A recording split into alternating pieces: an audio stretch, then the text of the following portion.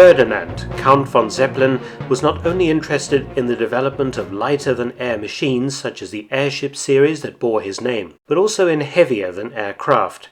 The Zeppelin-Staaken R.VI was the ultimate German bomber of World War I.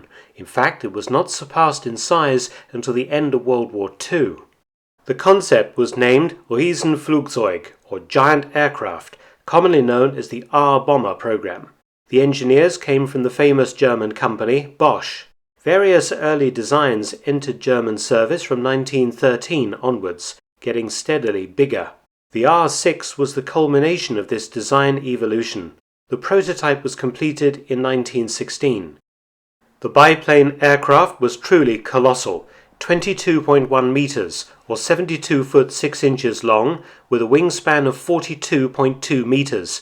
Or just over 138 feet. Its gross weight was 11,848 kilos, or just over 26,000 pounds, and it had a range of 800 kilometers, or nearly 500 miles, and an endurance of between 7 and 10 hours. Its service ceiling was 4,320 meters, or 14,170 feet. It had 4 direct-drive engines in a tandem push-pull arrangement, a fully enclosed cockpit, and a complex 18-wheeled undercarriage. Each aircraft cost 557,000 marks to manufacture, which was pretty expensive for the time. Here we see film of a modified R.VI known as the R.14, which had an extra engine fitted in the nose, and required an astounding 50-man ground crew to handle.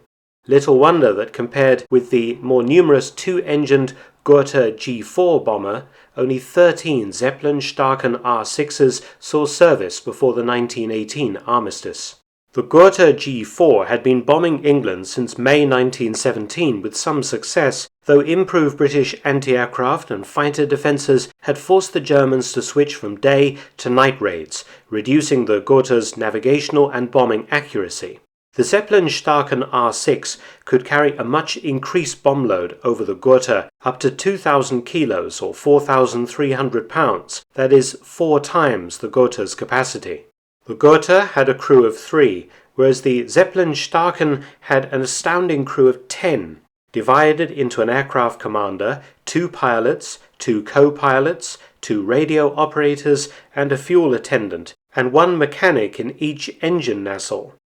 Some of the crew doubled up as gunners, the plane being armed with 4 7.92mm Parabellum MG14 machine guns. The first R.VIs entered frontline service in June 1917. The unit sent against England was Riesenflugzeug Abteilung 501, based at Ghent in Belgium, with the forward airfield at St. Denis Vestrum. At any one time, RFA 501 had 5 of these gigantic aircraft available for raids on England, often made alongside the more mundane Gotha bombers. The Zeppelin-Staaken R.VI and R.14 bombers proved very difficult to combat as they repeatedly stood off fighter attacks after being intercepted over England. On the 28th of January 1918, an R.VI flew across Essex and was intercepted by a Bristol Fighter piloted by Lieutenant John Goodyear. Goodyear was driven off with a German machine gun bullet in his plane's engine and his fuel tanks riddled. The R.VI then ran into part of the protective barrage balloon apron around London, but the cables did not apparently damage it and the plane carried on flying. It carried on and bombed Odham's print works in London, killing 37 people. The next night, 2 R.VIs reached London. One was attacked by fighters and turned back near Tottenham. The other one was intercepted by Captain Arthur Dennis of No. 37 Squadron, based at Goldhanger near Malden in Essex. Flying a BE-12, he attacked one of the R.VIs at 12,000 feet, but was driven off by the Germans' 4 machine guns, his fighter riddled with bullets. The R.VI turned at Hertford and made for Brentford. It dropped its bombs in Richmond Deer Park, Brentford, Kew Bridge Road, and on Chiswick, then left Britain via Hythe on the Kent coast. It had killed 10 people. A third R.VI was driven off by anti-aircraft fire at Billericay in Essex. The R6s and R14s raided England 11 times between late September 1917 and the armistice in 1918, dropping 27 tons of bombs. They attacked alone, flying to their targets on moonlit nights and following directional bearings received from base by radio once airborne. They would then follow the River Thames to London. Each sortie was a 550-kilometre or 340-mile round trip that lasted 7 hours. The first Blitz, the combined German aerial bombing campaign against Britain between 1915 and 1918, using Zeppelin airships, Gotha bombers, and the enormous Zeppelin-Staaken aircraft, killed 1,394 people and injured 3,349, with the greatest number of casualties in London. Material damage was significant, and war production did decrease as the raids disrupted work.